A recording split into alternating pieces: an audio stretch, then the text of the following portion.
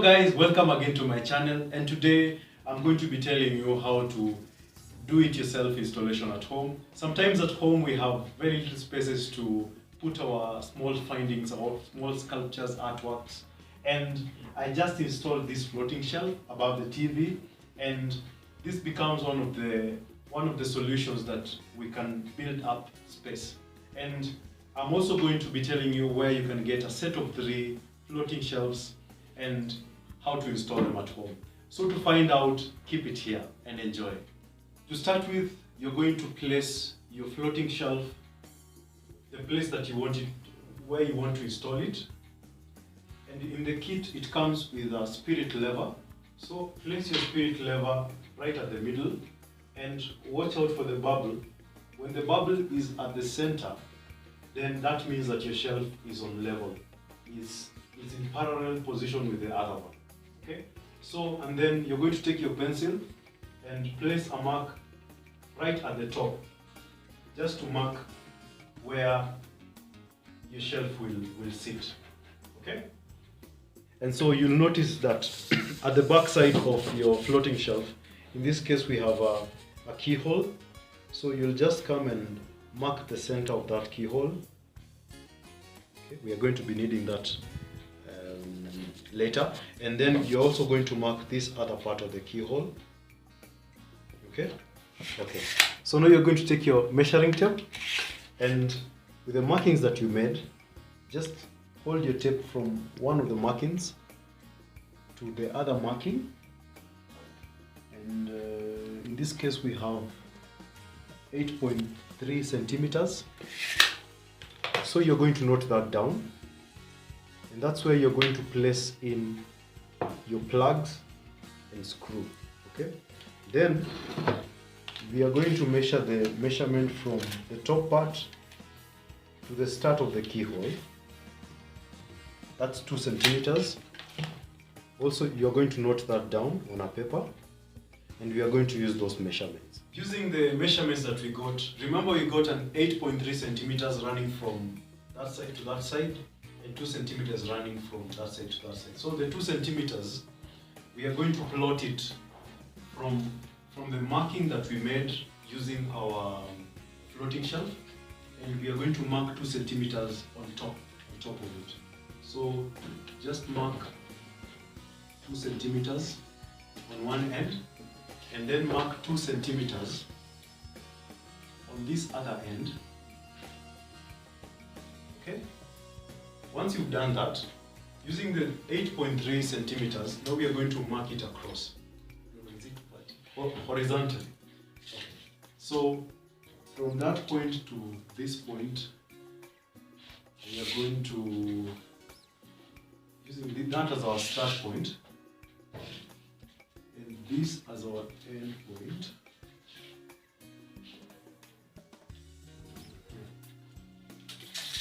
We're going to mark it there.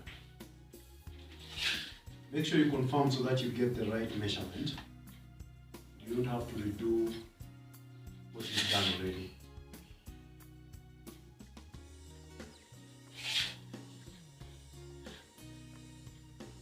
Okay.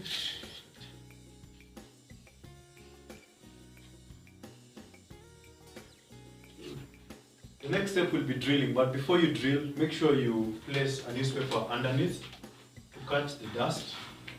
So you don't want to be dirtifying your carpet or your floor.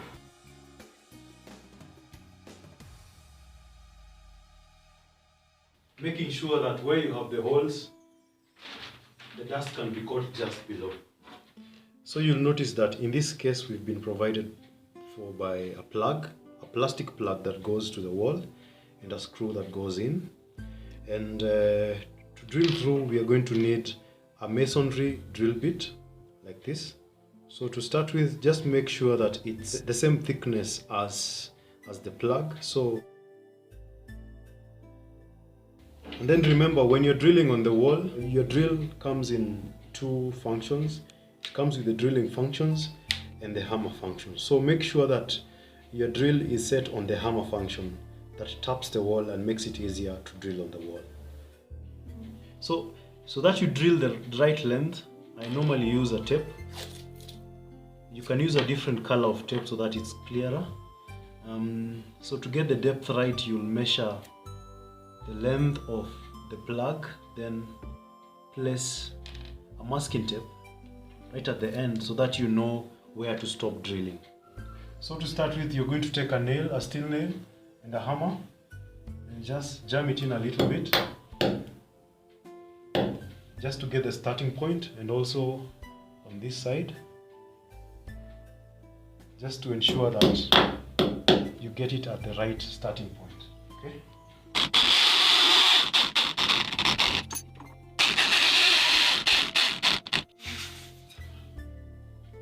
So what I'm doing is that I'm using a tube just to blow out the extra dirt so that it doesn't block my plug. I'm going to do the same with this side. So now take your plug, place it in, then you're going to tap it lightly with your hammer and ensure that it is flush with the wall. The next step is we are going to take our screws that have been provided, and we're going to screw them in.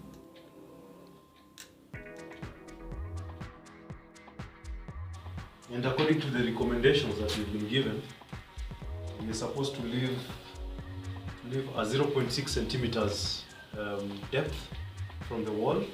So I've taken liberty in measuring it on a paper so that it's easier. So I'm just going to place it on the wall like that, and I'm going to see where I need to stop screwing.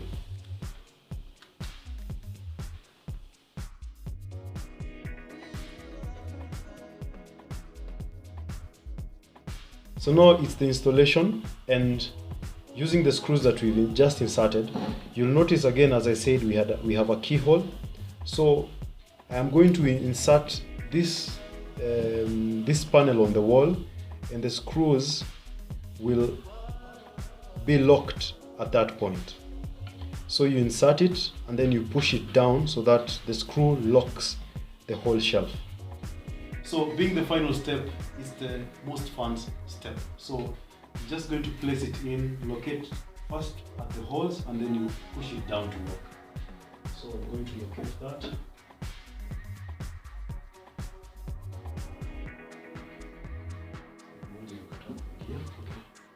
So I'm just going to adjust these ones a little bit. You can use your hammer to tap it. Yes, finally. So when it's like that, push it to the wall very strongly, and then hold it with both your arms, then push it down like that. So now it's locked. Okay.